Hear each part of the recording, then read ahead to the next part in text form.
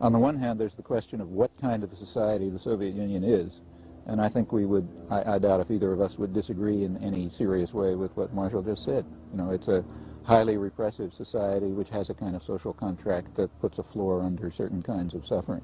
Okay, that's the kind of society it is.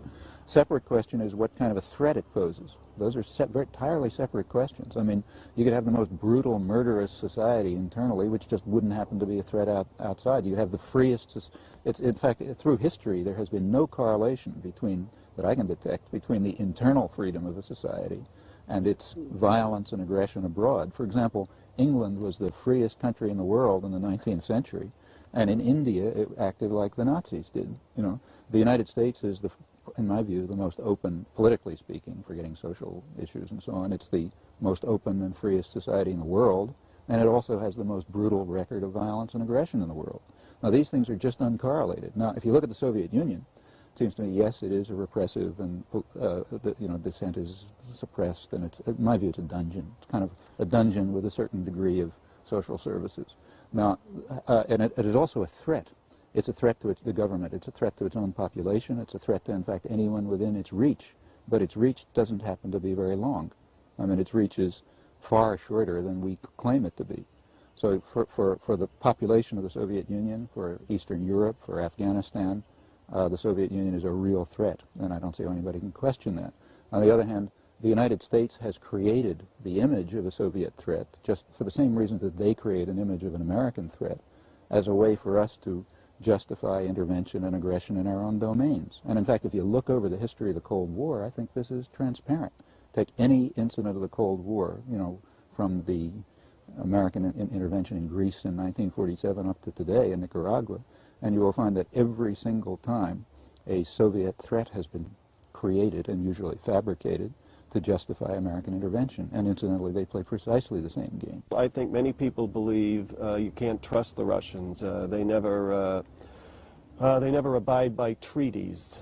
They never keep their promises. They're really not a nation like other nations. They're not part of the community of nations. They're a special breed. How about trying this? The Russians don't keep their promises because they are a nation like other nations. In fact, the fact is anyone who believes the promises of any nation state is out of their minds or just doesn't know anything about history, and that includes us and every other one. I think so. I mean, you know, states follow their promises if it's in their interest to do so, and the point is to try to create a system of shared interest which will bring about a certain degree of observance to international agreements. The Russians, in their international behavior, behave very much like any other power, including us.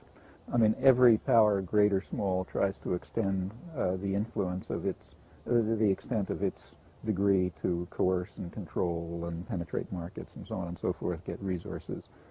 We happen to be the world's most powerful force. In the early post-war period, we were overwhelmingly the world's most powerful force, and therefore the United States did, in fact, we can easily document this, both in the documentary record and the historical record, the United States did, in fact, set forth on a policy of global domination. And it succeeded to a surprising extent. Since that period, and the Russians did so also in their much smaller sphere. Every society perceives itself, or tries to make its public perceive itself as benevolent.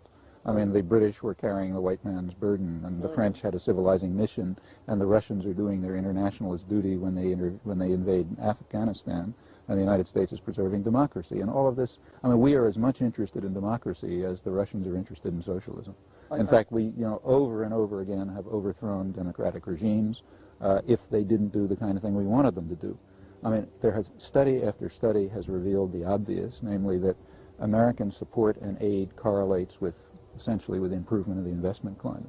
If a country is willing to open itself to our penetration and control our access to resources, allow our corporations to repatriate profits and so on, we will support them. It doesn't matter what kind of regime they have. The United States is opposed, naturally, to any attempt on the part of any society to use its resources for its own purposes, instead of to integrate itself into what we call an open world system, which means a system that's open to American economic penetration and political control. If any society deviates from that, whether it's capitalist, fascist, communist, democratic or whatever, the United States will be opposed to it. Actually, there are two, as far as I can see, there are two forces in the world that are attempting to carry out the, in my view, quite ludicrous attempt to identify the Soviet Union with communism. One is the Soviet leadership itself, which is trying to exploit the positive image of the egalitarian communist tradition for their own benefit, and the other is the United States, the American propaganda system, which also would like to undermine that egalitarian vision by associating it with Russian totalitarianism.